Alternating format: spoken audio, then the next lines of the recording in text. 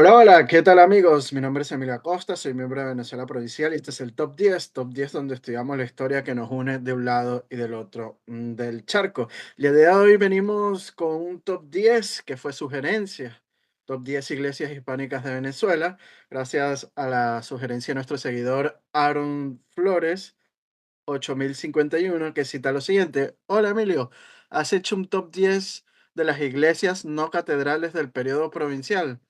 Así que bueno, tomamos nota y nos pusimos a ellos a seleccionar 10 iglesias que no fueran catedrales de la época provincial en Venezuela. Y hay que decir que fue una selección difícil porque por cada pueblo que se fundaron en Venezuela durante la época hispánica, que fueron más de 400, se fundaba una iglesia por lo mínimo.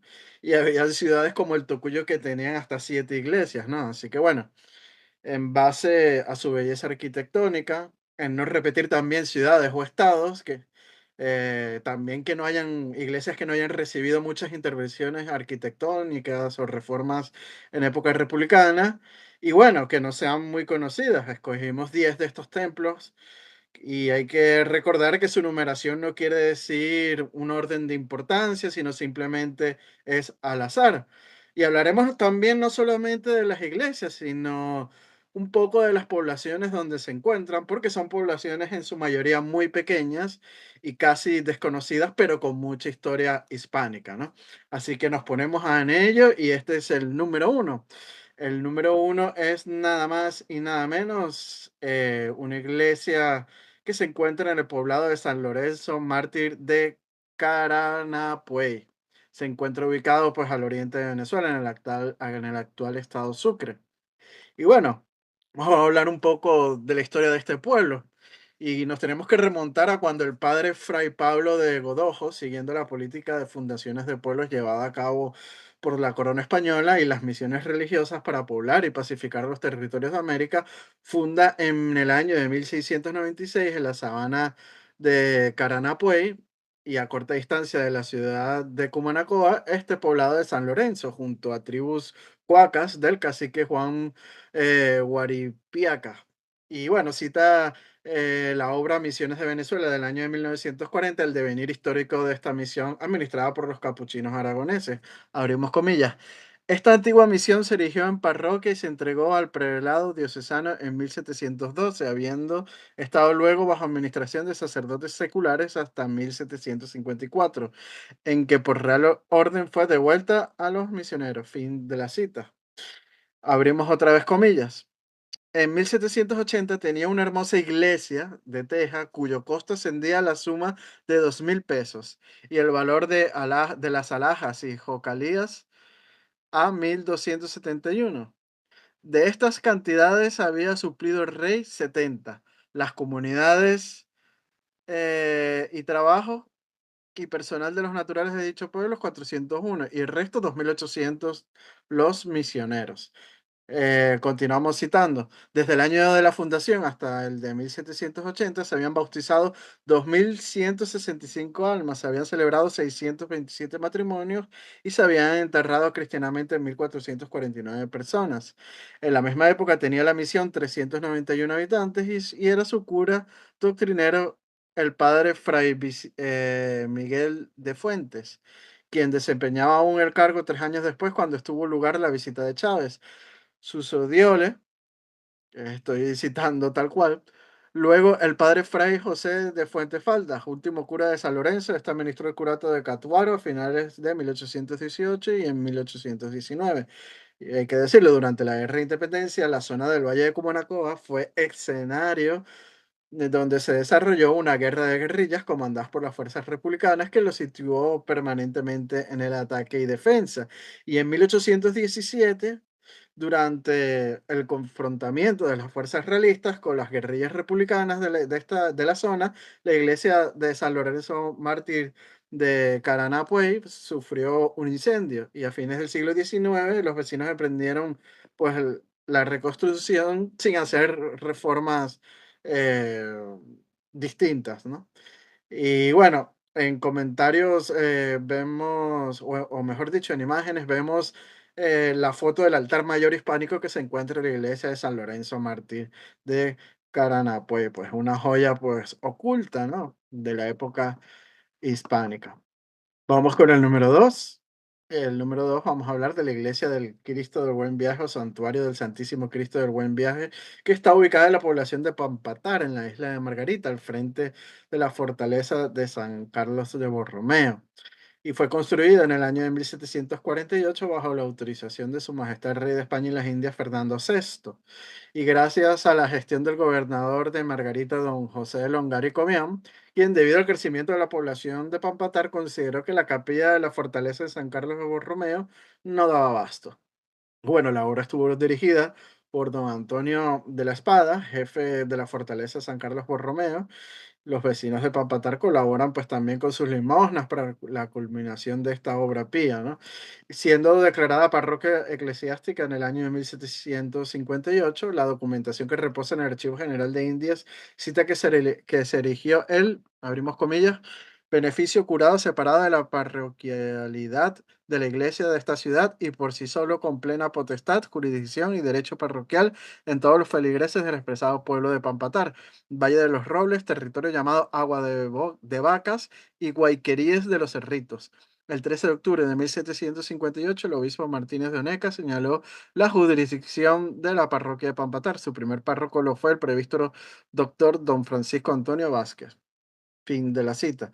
Bueno, el nombre de la iglesia lo debe a que allí reposa la imagen del Santo Cristo de Buen Viaje y en el interior del templo se encuentra un hermoso óleo que data del siglo XVIII, el juicio final y la obra Ánimas pintados por el artista caraqueño de origen canario Juan Pedro López, la cual tiene la siguiente inscripción.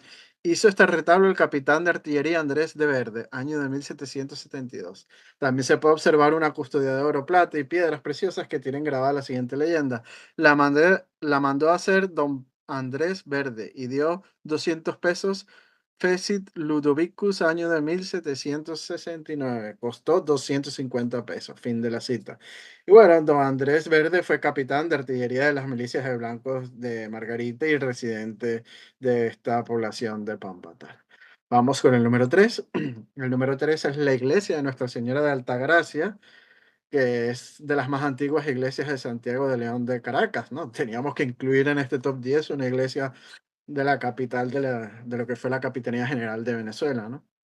Y bueno, eh, como hemos dicho, es una de las más antiguas iglesias de Caracas construidas durante la época hispánica, siendo la quinta levantada en Caracas y su estilo es barroco con elementos renacentistas. La aparición de la zona de Altagracia se da cuando el Cabildo de Caracas decidió empedrar algunas calles de la ciudad el 14 de julio de 1603, específicamente la esquina de María de Zavala y Francisco Infante, dueños de los solares que colindaban en esa zona. Y en el año de 1614 se funda la Cofradía de Nuestra Señora de Altagracia, sociedad integrada por mulatos, quienes solicitan un solar al Cabildo de Caracas y empiezan a construir una ermita dedicada a su patrona, y a partir de ahí se le bautiza a la esquina como Altagracia, ¿no? Y bueno, en el año de 1750 Caracas sufre un seísmo que azota a la iglesia y el rey de España, Fernando VI, autoriza la reconstrucción del templo. Mismo año que el obispo Manuel Machado y Luna constituye a Altagracia como una parroquia separada de la catedral junto con las parroquias de la Candelaria y la de San Pablo. Y bueno, para el año de 1804, el agente político y viajero francés Francisco de Pons, en su obra Viaje a la parte oriental de Tierra Firme en la América Meridional, describe la iglesia de la siguiente forma, abrimos comillas. En general, las iglesias de Caracas están bien construidas. La iglesia parroquial de Altagracia es la mejor de todas y su fábrica honraría hasta las principales ciudades de Francia. El derecho de la virtud a la estima y admiración pública me obligaron a hacer constar que los pardos libres vecinos de esta iglesia la construyeron y ordenaron a sus expensas, ayudados por algunas contribuciones de los blancos. Fin de la cita, ¿no? Y bueno, la iglesia sufriría daños luego del terremoto de 1812 y en 1817, en plena guerra de independencia o de secesión, como queramos llamarla, se reparan algunos daños y su altar mayor pues acoge un retablo hispánico realizado por Francisco José Cardoso. En 1857 se procede a su reconstrucción incorporando algunos elementos neoclásicos y neogóticos en su fachada, pero en general está muy conservada su arquitectura de época hispánica. Vamos con el número 4. El número 4, bueno, hablar de, de uno de los templos más llamativos de Venezuela, que es la iglesia de Nuestra Señora de la Aparición de la Corteza. en la cual es una edificación que data del periodo provincial asentada en el pueblo de la Aparición de la Corteza, actual estado portuguesa, ¿no? Y bueno, el 3 de noviembre de 1778 la población recibe la visita pastoral del obispo de la diócesis de Venezuela, Mariano Martí, que recoge en su obra documentos relativos a la visita pastoral de la diócesis de Caracas, 1771-1784, lo siguiente sobre este pueblo, abrimos comillas. Es este pueblo de indios y curato de doctrina vinieron estos indios del pueblo de Sanares, jurisdicción del Tocuyo, de la encomienda de Colmenares. Aquí hay muchos españoles agregados que viven unos dentro de la tierra de los indios y otros fuera de dichas tierras, pero son de esta filigresía. Y los españoles, esto es blancos, negros, mulatos ambos y otros, son más en número que los indios. Eh, Cerramos comillas. Sobre la edificación del templo a Nuestra Señora de la Aparición de la Corteza, señala lo siguiente, abrimos comillas. Mandamos que su fábrica se haga de tapias y rafias de calicanto, cubierta de madera y teja, que al altar mayor sea de piedra o ladrillo firme y estable, que tengan ventanas altas cerradas con balaustres de hierro o madera, que se haga sacristía proporcionada a la dicha iglesia, que en dichas iglesias se hagan pilas de agua bendita y se pongan en las puertas, que en dichas iglesias se hagan cementerios y estos estén cercados de tapias y dentro del ámbito de estos se hagan osarios, que dichas iglesias tengan torre proporcionada en que estén las campanas. Fin de la cita. Volvemos a abrir comillas de Mariano Martí. Esta iglesia es de tres naves que dividen las columnas de palo. Por ahora, a más del altar mayor, solo hay dos altares con sus capillas hondas a la cabecera de las naves. El techo es todo de obra limpia, solo el de la sacristía es de caña, no tiene cementerio y he mandado hacerlo. Tiene, a más de la principal, una puerta a cada lado. Está aseada y absolutamente es buena iglesia respecto a las que se encuentran en estos lugares. La sacristía no está del todo desalojada, está colocada su divina majestad y algunos vecinos costean la lámpara todo el año. Las paredes de esta iglesia son de tapia. Fin de la cita. Así que bueno, vamos con el número 5 y el número 5 es la iglesia que se encuentra ubicada en la población del actual Píritu, que fue fundada en 1566 y su vecina Puerto Píritu es de las fundaciones más antiguas, data de 1513, como el Manglar, por lo que puede considerarse la ciudad más antigua de tierra firme que hoy en día existe, ¿no?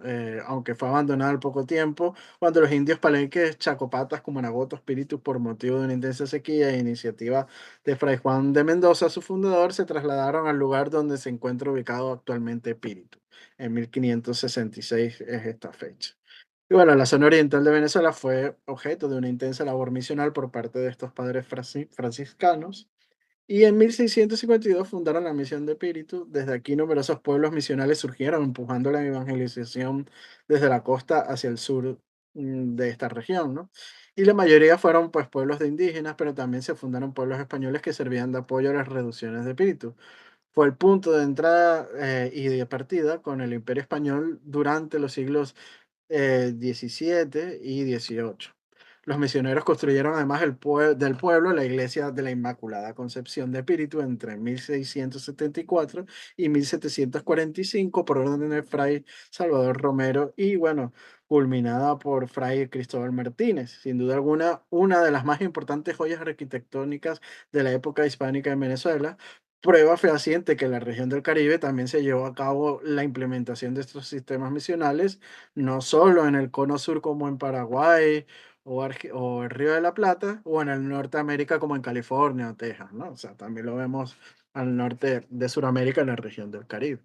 Y bueno, la misión de Espíritu tuvo su centro directivo desde mediados del siglo XVIII en Barcelona, hoy capital de la diócesis y capital de Anzoátegui, y el archivo del Colegio Apostólico allí fundado fue totalmente destruido durante la Guerra de Independencia, al igual que toda el área y solo el archivo de la iglesia matriz en Píritu es que se conservan restos de los archivos de las antiguas misiones, ¿no? En cuanto a los misioneros, bueno, solo los franciscanos observantes de espíritus llegaron a ser 170 religiosos entre 1654 y 1755, además de los capuchinos, diocesanos, jesuitas, agustinos, etcétera, que luego partirían a las diferentes poblaciones. Más de 50 pueblos del actual estado Anzoátegui nacieron de la preocupación de estos misioneros españoles, ¿no?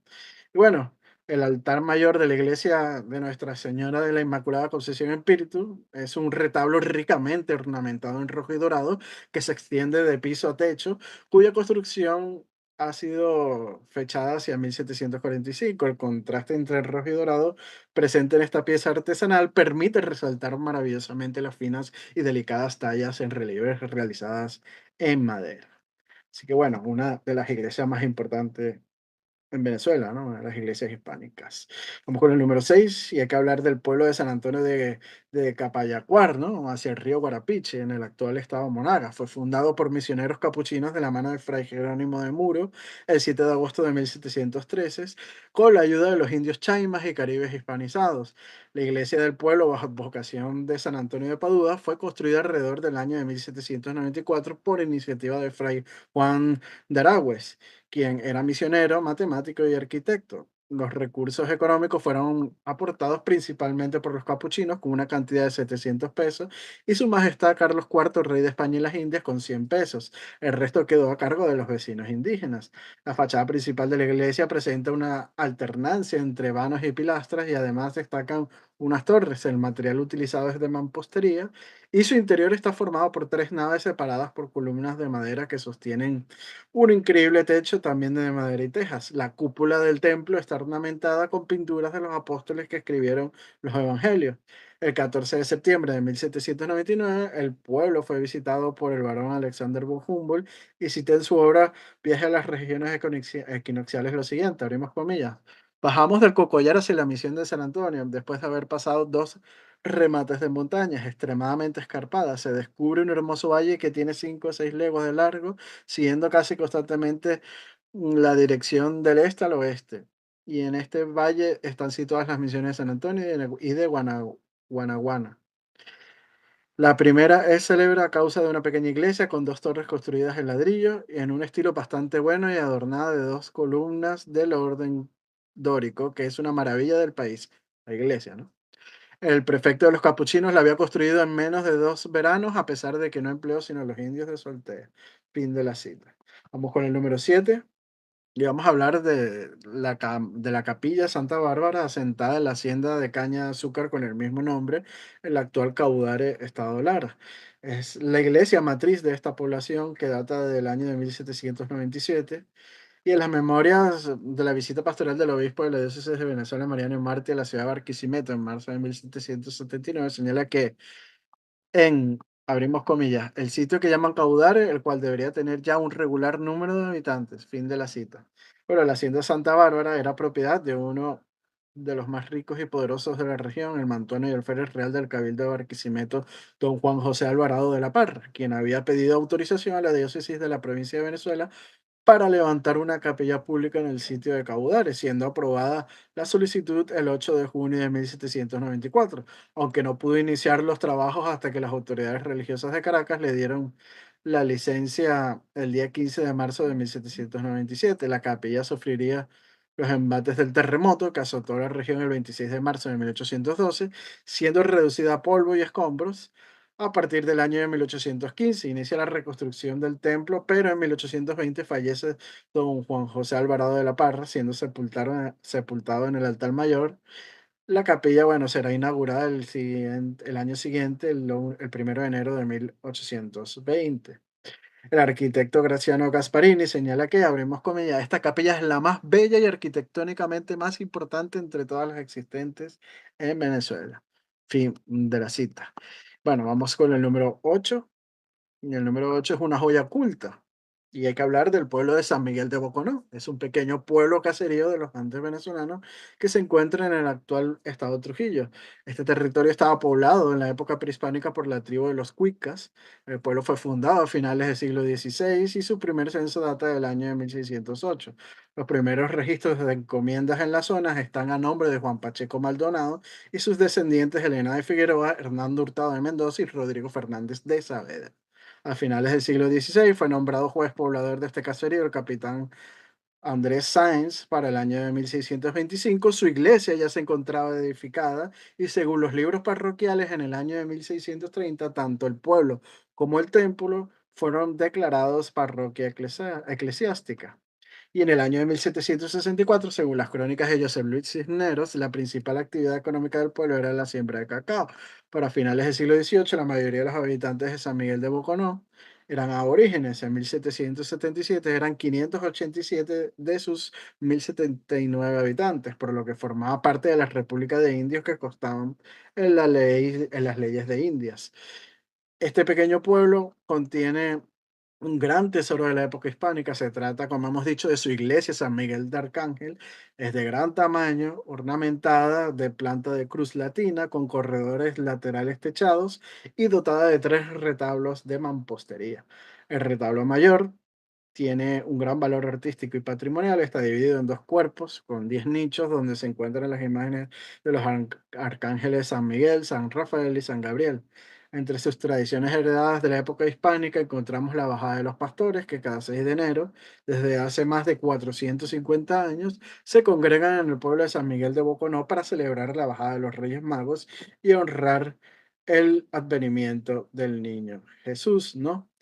Y bueno, es una de las joyas ocultas, sin duda alguna, de la Venezuela provincial, esta iglesia que se encuentra ubicada en los Andes trujillanos, ¿no?